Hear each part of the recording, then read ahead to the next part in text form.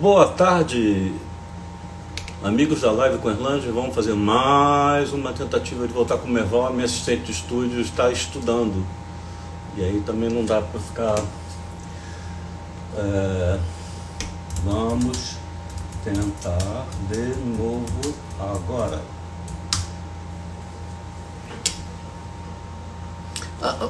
Vi que você pede para entrar, aí atrapalha, porque quando eu peço... Eu não quero transmitir. Por favor, deixa só o Merval solicitar, porque... Por que será que acontece isso? Eu vou acabar quebrando isso aí. Eu troquei o iPhone.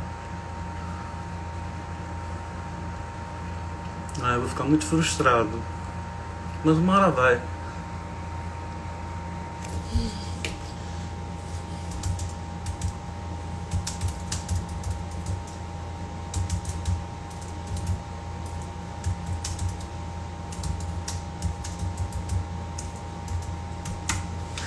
Por favor, pessoal, só pede para entrar, só deixa o Merval entrar, porque fica uma zona. Oi, Grazi. Porque aparecem assim, ó, Vicky e Merval enviaram a solicitação. Vê a solicitação, só aparece a da Vicky. Aí eu tenho que cancelar. Vai dar, uma hora vai. Vai passar. Eles não passarão.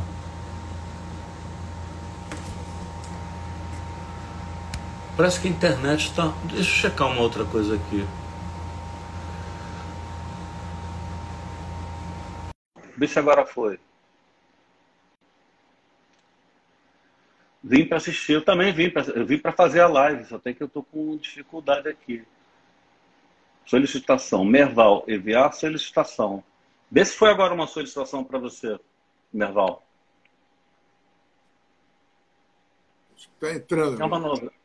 Opa, temos áudio. Pois é, tá conectando aqui. Eu acho que vai. Vai, agora vai.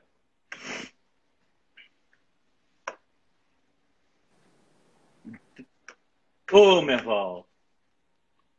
Tudo bem?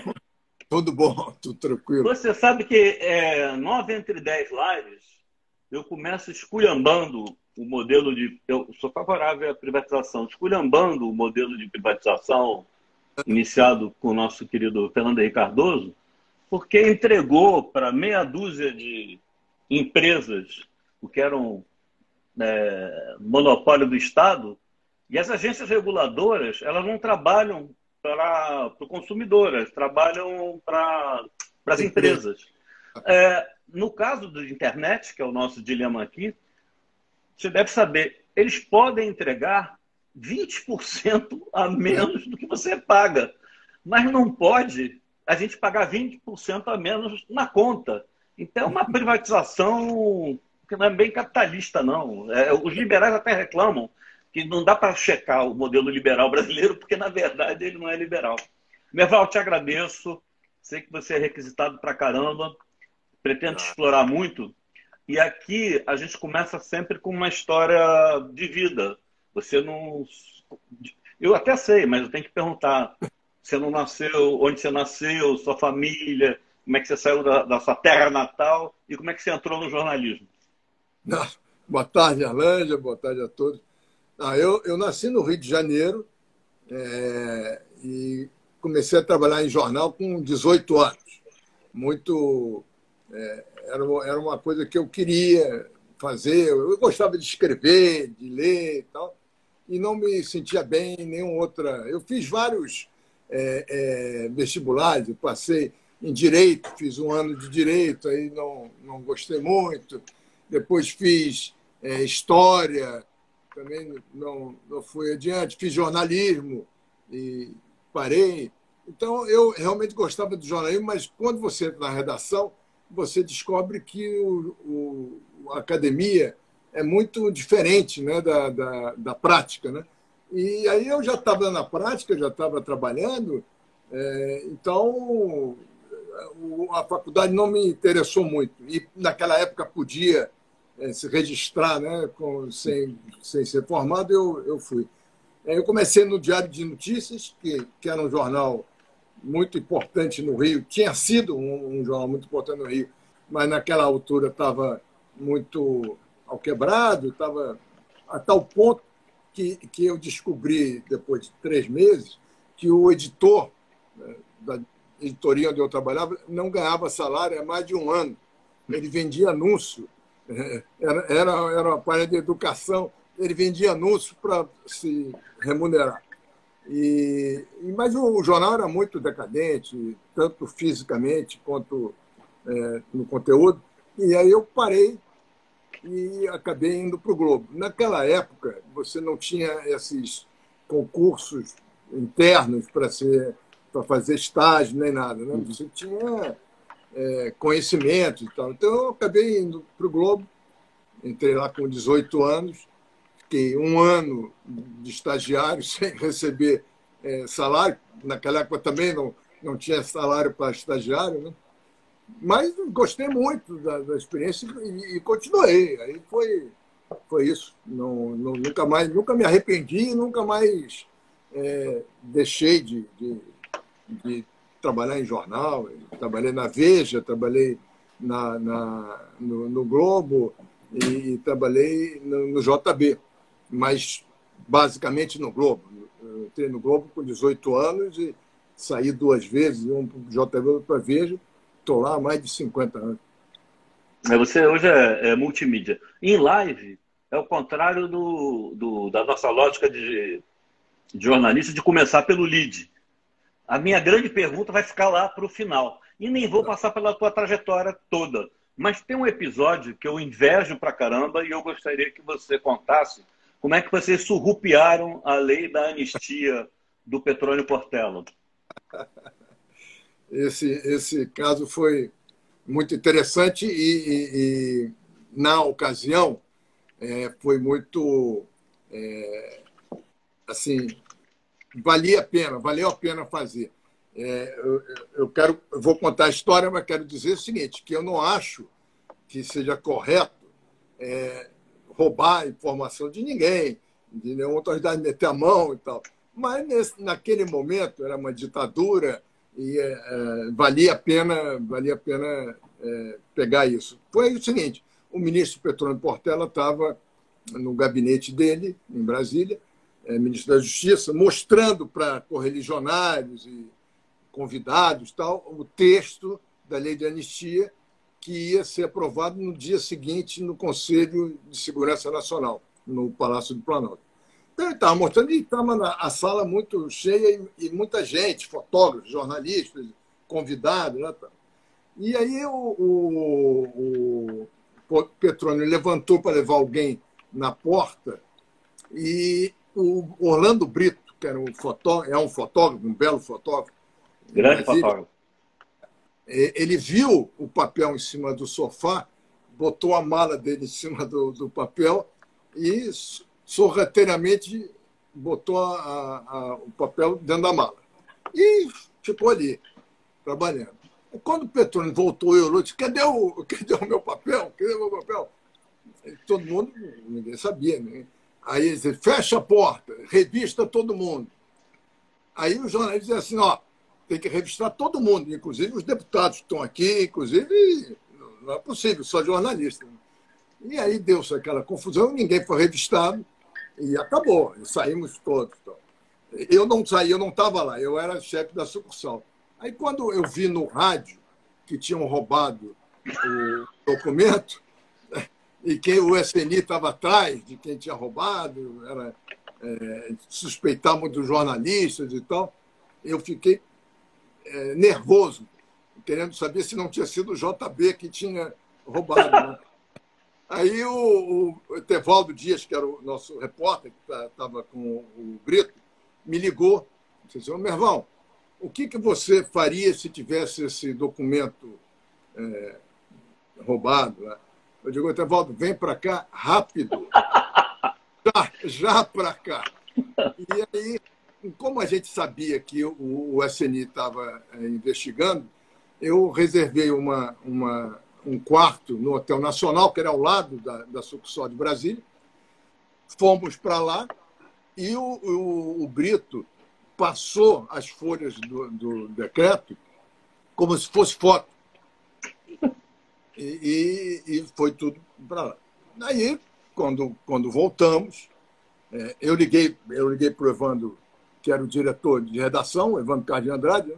Liguei para ele lá do hotel, porque eu tinha certeza que os telefones da Subsol estavam grampeados, e expliquei para ele. Ele disse, estou te mandando aí esse negócio e tal. Aí ele riu muito, tal, maravilha. Tal. E foi. Aí depois ele me falou com o doutor Roberto. O doutor Roberto era um grande jornalista, ele se entusiasmou e combinamos o seguinte, que eu telefonaria de madrugada, às 5 da manhã, para o Petrônio Portela, para dizer a ele que o Globo tinha recebido anonimamente, num envelope, o texto da anistia e que nós estamos publicando. Naquela época você não tinha ainda, o jornal chegava tarde em Brasília, você não tinha internet, então você não via. Né? E aí eu liguei para ele, disse, ministro, eu estou ligando em nome do doutor Roberto, para dizer ao senhor que o jornal recebeu isso, assim de madrugada, e ele decidiu publicar. E nós estamos dando hoje. Ele enlouqueceu. Vocês são malucos, vocês vão acabar, não vai ter uma anistia, hoje o Conselho de Segurança vai se reunir, eles vão ficar uma bala, vão mudar tudo. E, bom, está no jornal. Era a primeira página inteira, né, com o decreto da anistia. E, na verdade, foi ao contrário. Depois a gente soube que foi importantíssimo sair. Garantiu. Exatamente. Porque havia ainda resistência da linha dura, né, no governo Figueiredo. E aí, no dia seguinte de manhã, eu fui ao Palácio do Planalto para a solenidade de assinatura. E eu tenho uma série de fotos, eu com o Petrônio com o dedo rixa em mim, aí ele dizia assim, você é maluco, você não podia fazer isso, os militares estão loucos, eu tenho que fingir que estou te dando uma bronca aqui, senão você sai preso daqui, não é possível isso. E aí foi ótimo. Eu acho que esse episódio eu vou guardar, porque, assim, é claro que estava numa ditadura e foi um documento roubado, mas foi um caso típico de que o interesse público justificou os meios. Mas eu vou guardar essa frase para quando a gente tratar do Moro lá na frente. Tá? Você discute muito, você trata muito, eu estava na cobertura da famosa Constituição Coragem, do Ulisses Guimarães, você discute muito a questão desse presidencialismo capenga que a gente tem, que faz com que o Executivo tenha que comprar o Congresso desde o Fernando Henrique Cardoso, você me corrija se eu estiver errado, mas, pelo que eu acompanhei, a Constituinte, aliás, nem foi Constituinte, foi reforma constitucional. Ela foi toda redigida para o parlamentarismo, como era a vontade do Covas e do Jobim. Aí chegou na hora H, o Sarney manteve o presidencialismo. Vamos esquecer Bolsonaro. É possível governar o Executivo com uma Constituição dessa? Você tem razão, foi exatamente isso. A Constituição era para ser parlamentarista. O Sarney queria duas coisas só eram fundamentais para ele. 5 anos de mandato e presidencialismo. O mandato era de 6 anos, né? Porque o Geisel tinha aumentado o mandato do Figueiredo para 6 anos. E o Sarney entrou na sequência, era de 6 anos. Então, ele negociou reduzir um ano dele e ser presidencialismo. E aí ficou essa confusão. Ele mesmo disse, o Sarney dizia, essa Constituição torna o país ingovernável. E a maneira de governar é você fazer coalizão. O Fernando Henrique foi uma surpresa quando ele chamou o PFL, então, PFL para uma aliança e deu a vice-presidência para o PFL, o Marco Maciel, né? Porque ele conta isso, ele disse, olha, eu com o Plano Real, eu me elegi e podia... Tranquilamente, não? Mas eu tinha... Não governava, mas não governava. Eu já tinha que governar, porque se eu não tivesse o Congresso, eu não governava, não adiantava. Então, foi uma surpresa quando ele fez essa aliança de esquerda com direita e tal, mas foi uma visão muito correta dele, de que é preciso ter o Congresso para governar. Aí, o problema todo é saber o seguinte: como é que você obtém o apoio do Congresso? É muito justo os partidos participarem do governo. E, agora, o que se faz, e o parlamentarismo para isso favorece, é um programa de governo, em que os partidos entram com seus principais projetos, seus principais valores. Né? Você vê, tem países na Suécia, recentemente teve a Suécia, um desses países nórdicos, que o Partido Verde entrou na coalizão para dar maioria à coalizão e fez suas exigências. Tem que acabar, ou foi na Alemanha, tem que acabar a usina nuclear, tem que fazer não sei o que e tal, e foi pactuado aquilo. Então, eu acho que o problema todo do Brasil não é eu prefiro o parlamentarismo. Eu acho que a gente deveria ir para o parlamentarismo, eu acho que a gente teria menos instabilidade. Mas nesse presidencialismo de coalizão, eu acho que o problema é que foi distorcida a maneira de se obter apoio. O apoio que se obteve foi através de cargos, benesses, dinheiro, verba, esse tipo de coisa. Que olha, se você lembrar de ver um filme que eu vi outro dia, talvez você até já tenha visto, o filme Borgen. sobre Não, Borgen eu vi, acompanhei. Borgen, eu fiquei chocado porque eu acho a série maravilhosa, mas puta que pariu. Na Dinamarca, a primeira-ministra para governar tem que arrumar uma estrada para o partido, não sei o que. Pois é. Igualzinho, caramba. E esse que eu vi, agora é a história do Johnson, depois que morre o Kennedy, né? Então, a produção é do Spielberg, é um filme ótimo, chama-se All the Way. Eu não sei em português como é que... Mas ele negocia no elevador com um sujeito que não queria votar os direitos civis, ele oferece para o cara ir para Paris, ele diz, a fulana, a mulher dele, vai gostar muito de ir para Paris, você não vai fazer uma coisa dessa, e ganhou o voto do cara, entendeu? Isso acontece no filme Lincoln, você vê o Lincoln comprando voto para acabar com a escravidão. Então, você tem isso acontece. Agora, não pode ser... É a base, né? A base, não pode ser a barra. Não é possível. A gente baixou muito o sarrafo aqui no Brasil. E aí virou todo mundo que só apoia se tiver uma benesse, uma coisa. Então não tem ninguém que tenha um projeto. Não tem ninguém que tenha... Assim, não, peraí, eu quero garantir que o Bolsonaro compre vacina.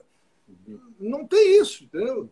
Esse é o problema. Agora, depende muito, tanto do presidente eleito, quanto do Congresso eleito, né? E isso a gente também não presta muita atenção no voto para o Congresso. E é o voto, talvez, principal.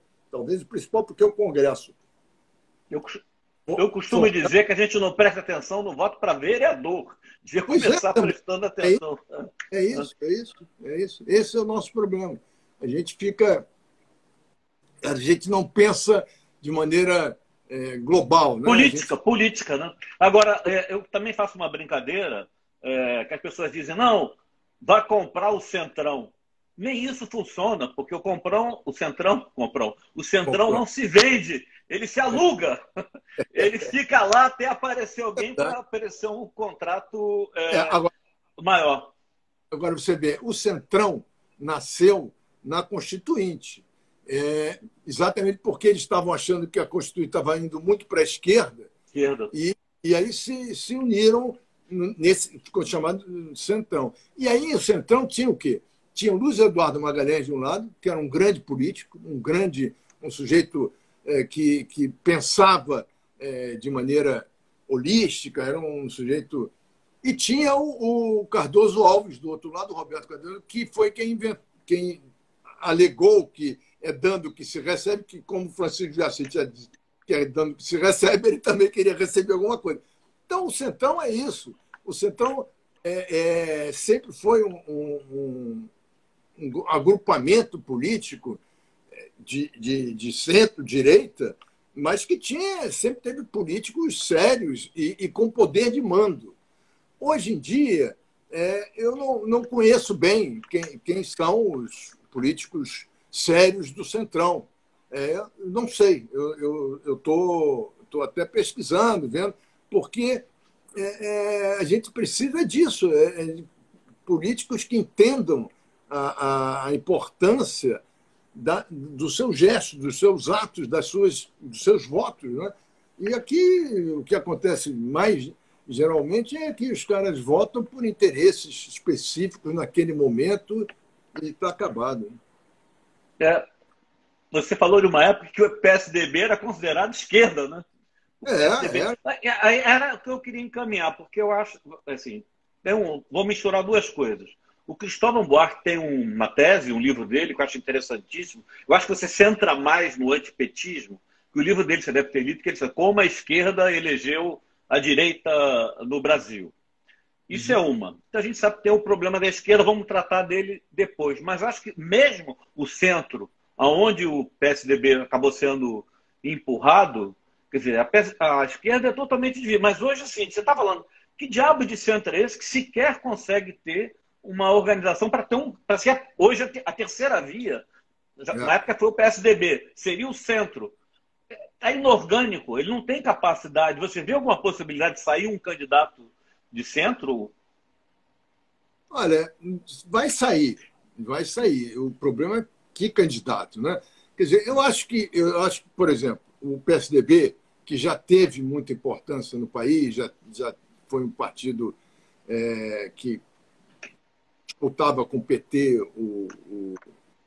a presidência. O PSDB piorou muito, né? Ele foi se deixando levar por essas coisas de fisiologismo e se perdeu. O fato é que o PSDB se perdeu, né?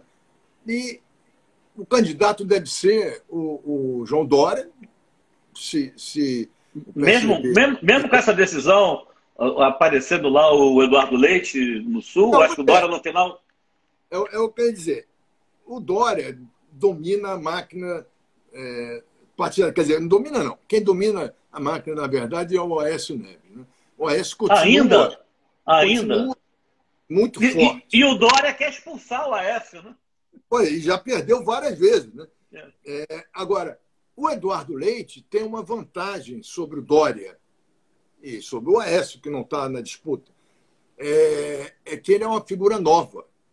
É um bom governador e novo, jovem, com motivação e tal.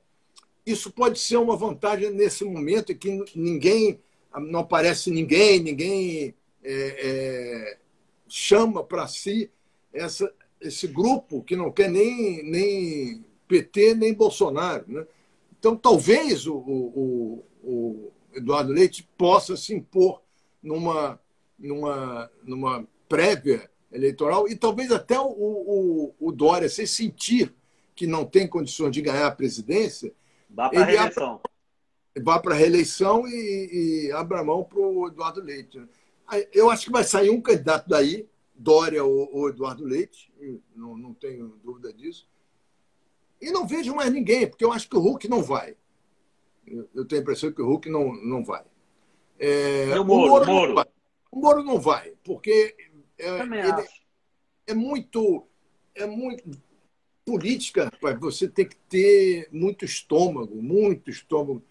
E ele não tem, ele está espantadíssimo com essa avalanche contra ele, entendeu? Está muito tocado e está lá ganhando dinheiro, está lá bem. Então, acho que não vai também não. Talvez o Mandetta Se você puser o Mandetta como vice do Dória, por exemplo, ou se você puser o Mandetta e o Eduardo Leite de vice, se o Mandetta continuar com essa popularidade. O problema é o seguinte: para ganhar de dois líderes populistas, você tem que ter um cara popular. A grande vantagem do Huck era essa. Ele é um cara popular e parte de uma base muito boa, né? que é a popularidade. A partir daí, você tem que ir. E tem um partido. Tem um partido. Pois é. Agora, o Huck é um sujeito muito sério, estudioso, há anos está se preparando, tem uma equipe muito boa, ele seria um bom candidato. Eu só acho que ele não vai, também por isso. Ele não está. Me dá a sensação de que ele não está disposto a enfrentar essa maluquice que é uma campanha eleitoral para presidente, como foi em 2018, por exemplo. Né?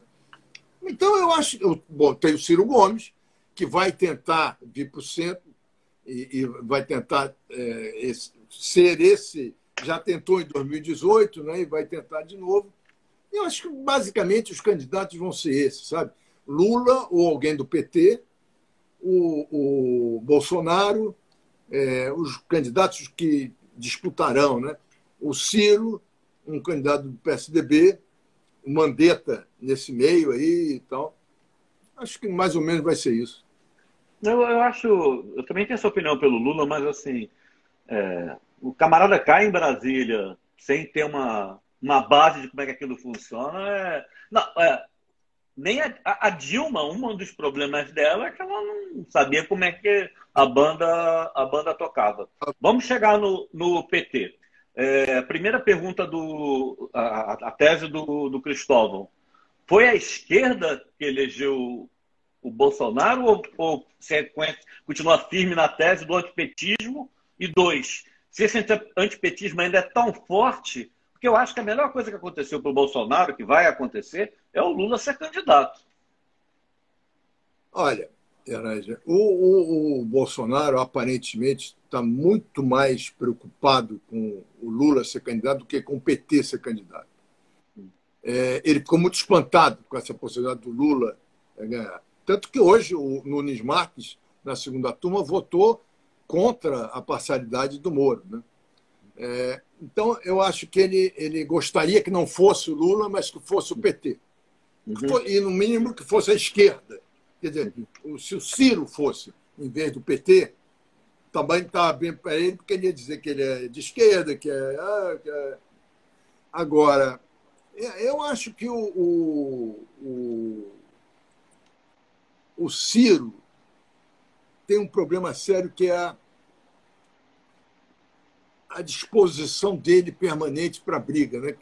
Como o Bolsonaro, ele ao mesmo tempo que ele parece ser um bom candidato, um bom adversário para o Bolsonaro, que ele ataca e tal, ele não é uma alternativa, não é uma um novo caminho, né? Porque se você tiver uma disputa entre um presidente de direita, extrema-direita, aguerrido, nervoso, sem controle, se tiver um candidato de centro-esquerda também sem controle, você pode sair, o debate pode sair uma porradaria, mas não soluciona o problema do país, que precisa ter um sujeito tranquilo.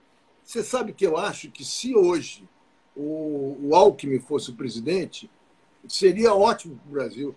Porque ele não ia fazer nenhuma confusão, ia fazer as coisas direitinho. Ele é um político correto, um político que com ou ele ou outro qualquer desse tipo, entendeu? Porque o Brasil saiu de uma disputa do Lula contra a direita, saiu com o intervalo do Temer tal, e não achou um caminho razoável para ir. Em 2002, o Lula que foi eleito era um Lula paz e amor, era o Lula que levou o primeiro governo dele todo.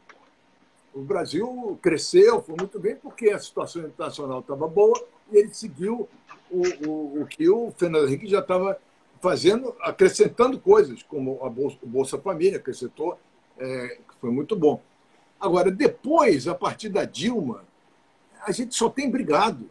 O país só tem saído em disputas completamente sem sentido, completamente com sentido, mas não no sentido de fazer o país avançar. É um sentido imediato, uma política muito imediatista. Né?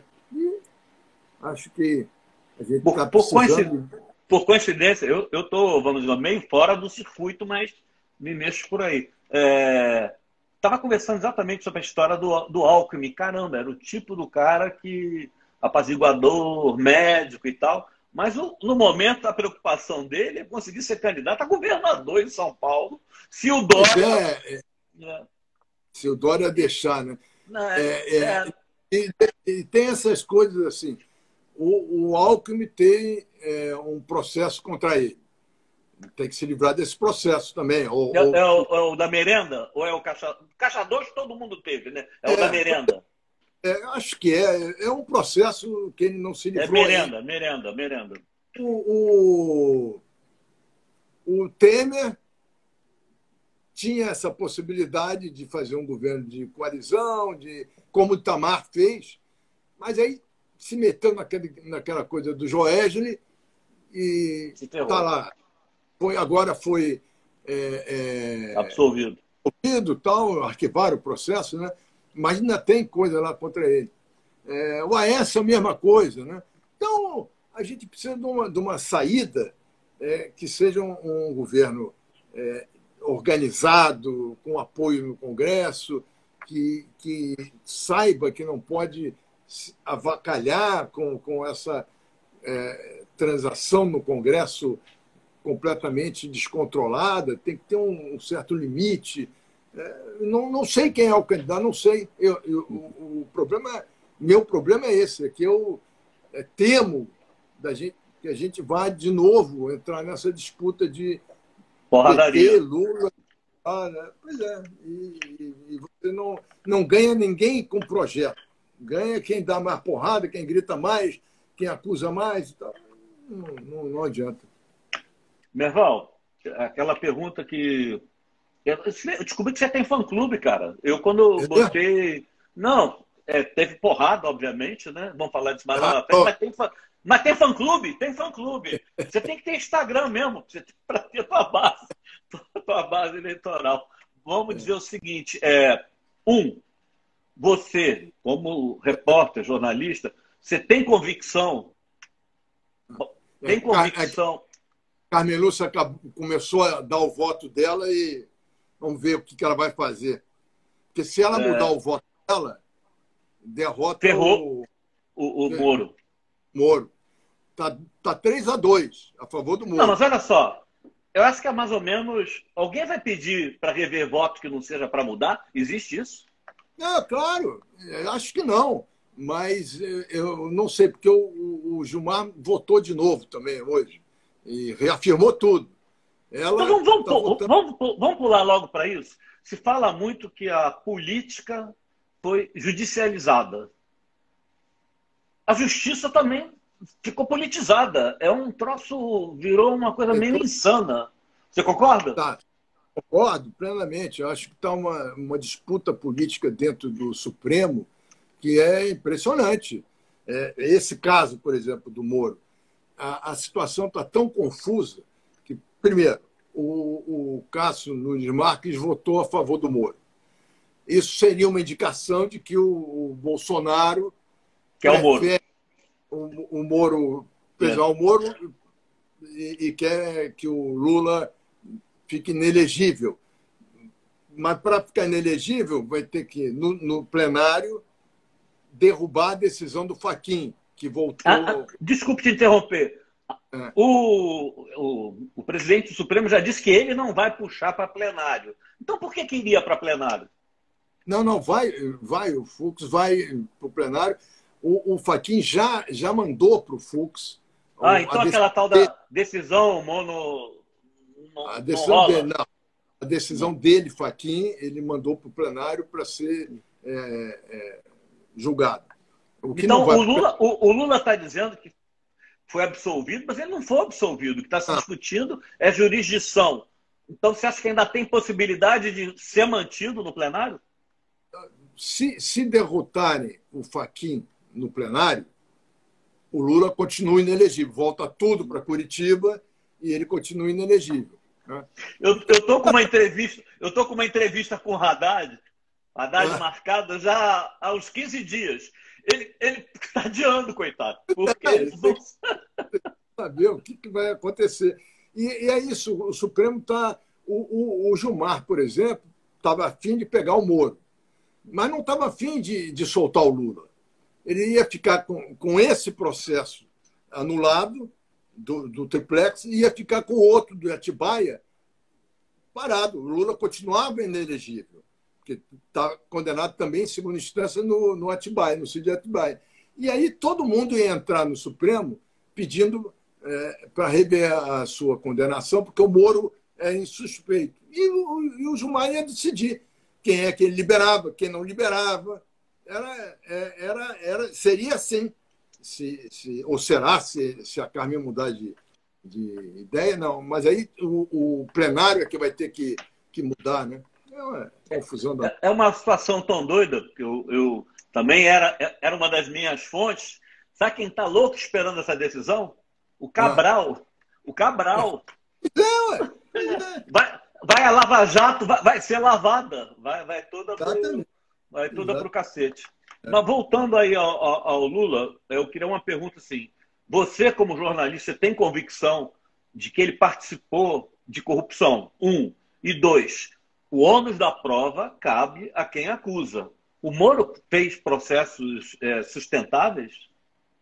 Eu tenho absoluta convicção que ele era o grande coordenador de todo esse esquema implantado pelo PT, não tenho dúvida nenhuma. Ninguém no PT faz nada sem o Lula, não há dúvida nenhuma. E acho que as condenações foram corretas e baseadas em fatos e indícios e provas indiciárias, e tanto que foram aprovados em 3 instâncias, no TF4 e no STJ. Então, realmente, eu não vejo esses diálogos, essas conversas que foram divulgadas pelo Intercept. É claro que ninguém pode dizer que aquela relação do Moro com os procuradores é uma relação normal. Mas se você... Né? É muito promíscua e embora tenha gente que diga que é assim que acontece sempre. Que nenhum juiz sairia ileso se um santinho esperando as coisas acontecerem. Né? Pois é, entendeu? Então, mas eu acho que o Lula deveria ter sido condenado mesmo. Agora, acho que se permanecer essa decisão do Fachin, ele tem todo o direito de concorrer. Eu acho que é inegável que ele é um grande líder político e tem muita chance de se eleger. Eu acho que e não vale dizer o Lula não pode. Isso não tem sentido nenhum. Como o Bolsonaro parece que quer. Né? O Bolsonaro se alimenta o exército, alimenta as Forças Armadas com o medo do PT. E eles têm um medo do PT danado. Eles acham que o PT é o comunismo, que vai tentar mudar o país para o comunismo e tal. E o Bolsonaro alimenta isso. Né? Mas eu acho que não é possível. Se a decisão do Fachin for mantida, ele deve ser o candidato e só não será se não quiser. Mas acho que ele devia ser, porque também o PT é outro sem ele. O PT não tem essa força toda. Quem tem força é o Lula.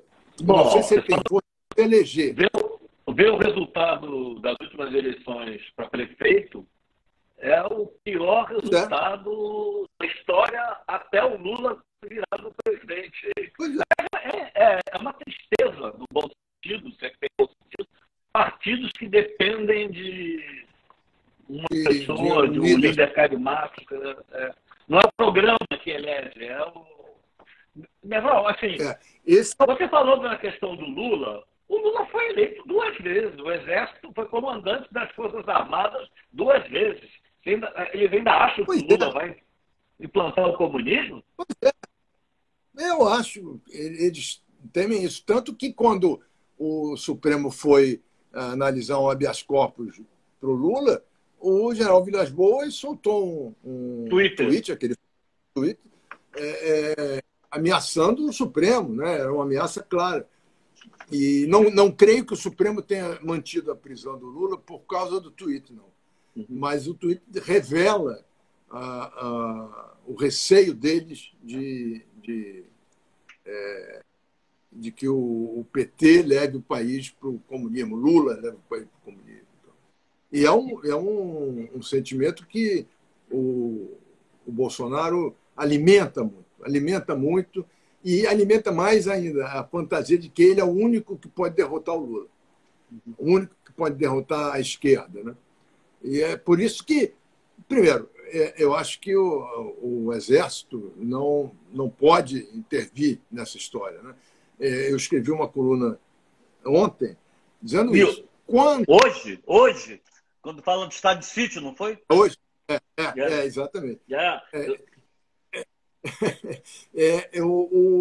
A Dilma tentou fazer um estado de defesa quando estava sendo processada pelo impeachment, recebendo o Congresso estava analisando o impeachment, ela mandou, segundo o Vilas Boas, mandou assuntar como é que o Exército reagiria. E o Exército rejeitou. Então, por que vai aceitar que o Bolsonaro decrete um estado de sítio, como ele vem ameaçando há dias? Por quê? De direita pode, de esquerda não pode? Não pode nenhum dos dois. E o Exército não tem que se meter nisso. Essa é a questão. Mesmo que o Lula seja candidato, que o Lula ganhe a eleição, não é possível você admitir que o Exército intervenha para não deixar. Isso é do tempo, né, do Lacerda, que se ganhar, não pode se candidatar, não pode ganhar, se ganhar, não pode assumir. Não toma posse. Entendeu? Não pode mais isso. Isso no Brasil não pode mais. Agora é a pergunta, assim, que é uma sacanagem, porque acho que ninguém tem. Não vou voltar à sua tese de que ele está preparando caminho para o possível golpe, tá?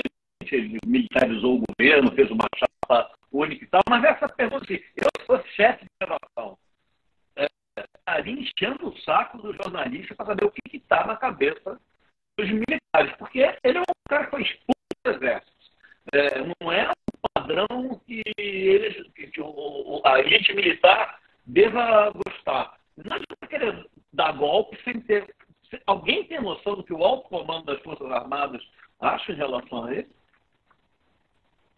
Olha, eu tenho informações de duas vertentes. Certamente tem gente no Exército, nas Forças Armadas, que rejeita essa possibilidade de golpe. Rejeita completamente. Agora, você não vê, raramente, você vê o comandante do Exército, Pujol, já deu algumas notas dizendo que o Exército está na democracia, não quer política nos quartéis e tal. Mas o Bolsonaro faz todo dia uma ofensa à democracia, faz todo dia um incentivo à rebeldia, clama que o povo tem que ir para a rua, tem que trabalhar, e vai ter fome, vai ter quebra-quebra, vai ter não sei o quê. E o Exército, os membros do Exército que estão no governo, não reagem, não se sentem incomodados. Não, o porta-voz, não, né? Aquele, meu Deus, como é que chama? O Otávio Rego. O Otávio Barrego. Não, a meu ver, os artigos dele que você tem visto é um outro lado, né? Não, ele tem uma posição, o Santos Mas Cruz ele também. ele é sozinho ou ele tem peso? Não, peso não tem. Ele era um general levado em consideração. Eu tive com ele várias vezes no gabinete do general Vilas Boas. Ele era o porta-voz do Vilas Boas, quando o Vilas Boas era o comandante do Exército. Mas não tem peso, nem o Santos Cruz também. Não há. Quem tem peso é o Pujol, o comandante do Exército. E acho que esse reagiria muito a uma tentativa de golpe. Tem que combinar com os caras, porque senão vai acontecer que nem o Trump, né? Tem que combinar com quem tem tropa, né? E outra coisa também que eu queria mencionar é o seguinte, você me corrija, nunca as Forças Armadas vão para a rua, se é que a gente pode usar essa expressão, sem que tenha uma elite empurrando, né? Quem botou a tropa na rua em 64 foi o Magalhães Pinto, não foi o general Mourão. Tem um peso, e a elite eu acho que não é. Essa carta agora dos economistas, dos empresários, eu acho também uma sinalização, ou estou sendo muito romântico? Não está não. Essa carta foi das coisas mais importantes que aconteceram nos últimos tempos, porque você bota uma pá de cal na teoria do Bolsonaro de que a esquerda que está querendo derrubar ele, a esquerda que está contra ele. Não é nada disso. Ali tem até gente de esquerda que aderiu ao manifesto, mas o manifesto é de economista de diversos matizes. Banqueiros, empresários. É um sinal de que ele perdeu o apoio desse grupo que votou nele, provavelmente contra o PT, e a favor do Paulo Guedes, né? A favor do Paulo Guedes, acreditando no programa econômico do Bolsonaro, né? De liberal.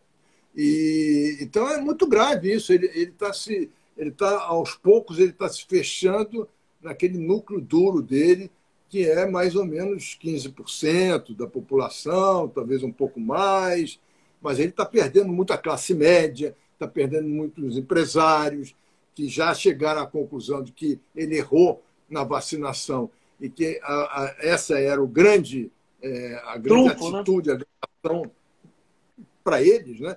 E precisa fazer logo, tentar recuperar o tempo perdido. E o Bolsonaro resiste muito, né?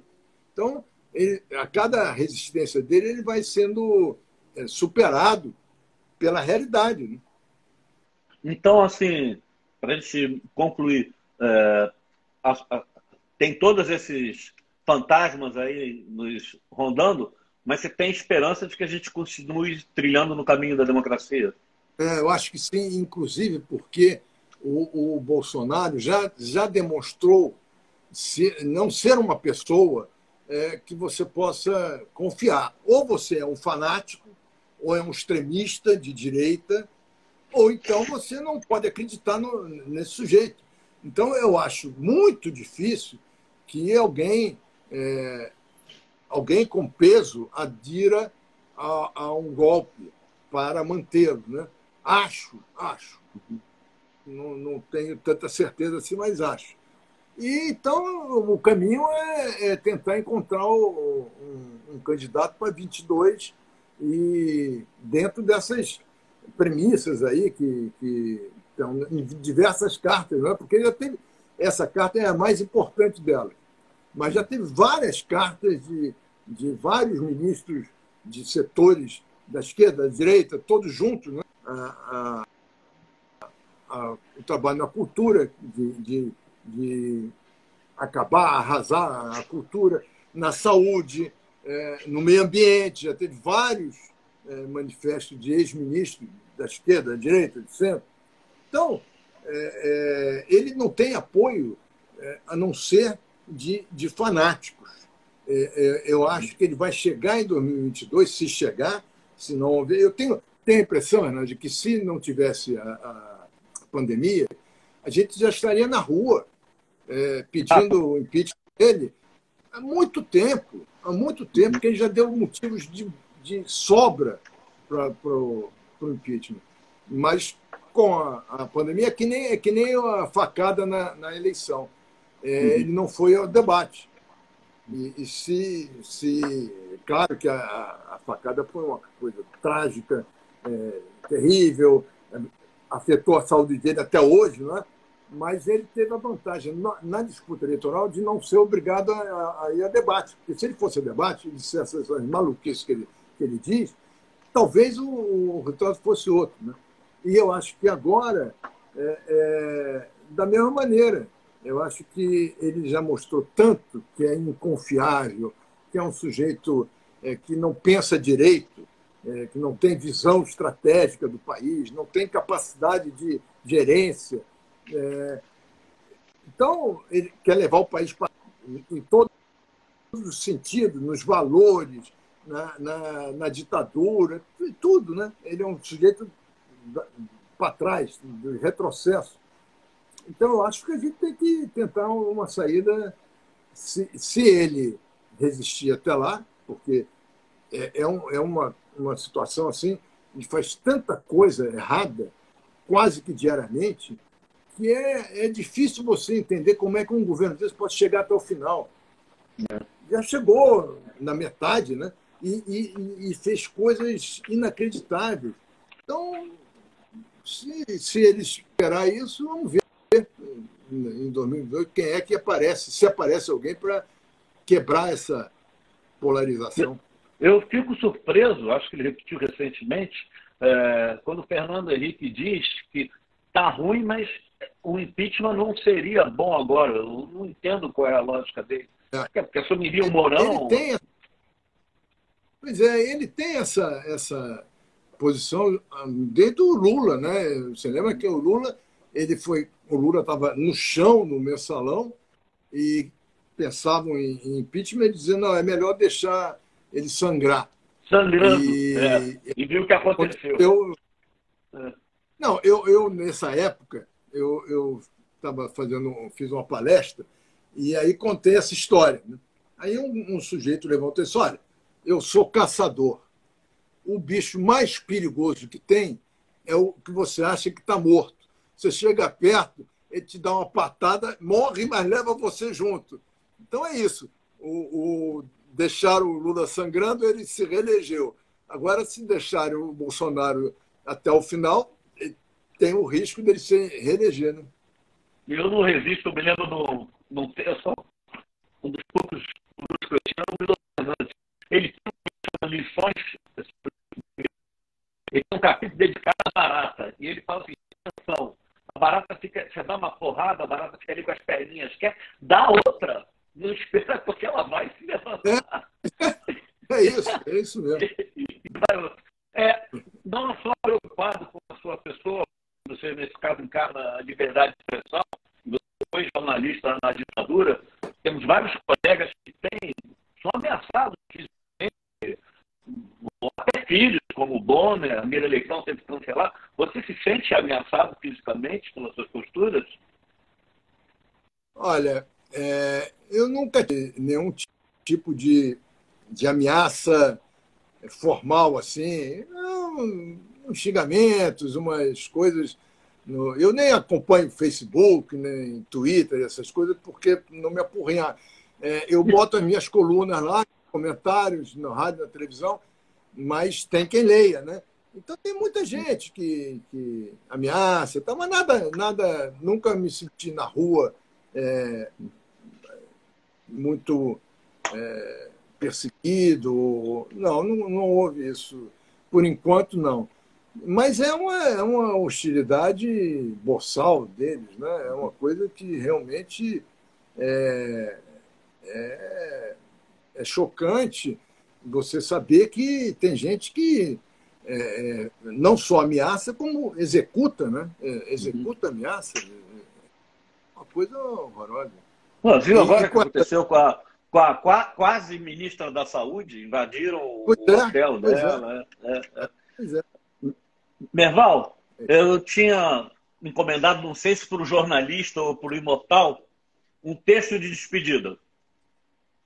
Eu vou... Olha aqui. Eu vou ler aqui Pô, eu tinha separado aqui e sumiu.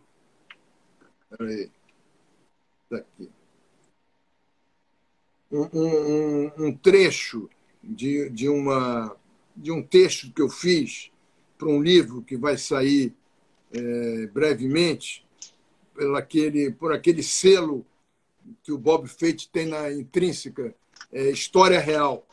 Esse livro é um livro sobre jornalismo que várias pessoas estão escrevendo. Não, estou sabendo.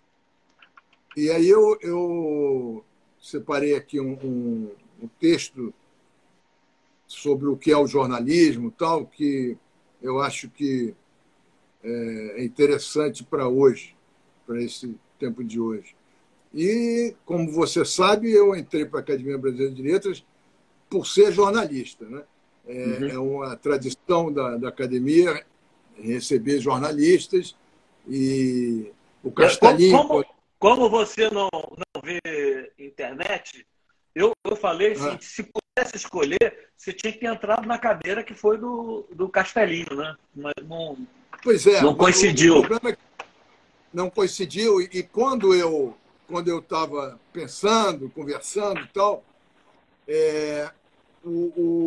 tinha o Scatimburgo, que era de São Paulo, João de Scatimburgo, que era um jornalista famoso e tal, e aí me disseram, não, você espera a vaga dele, porque a vaga dele vai ser de jornalista.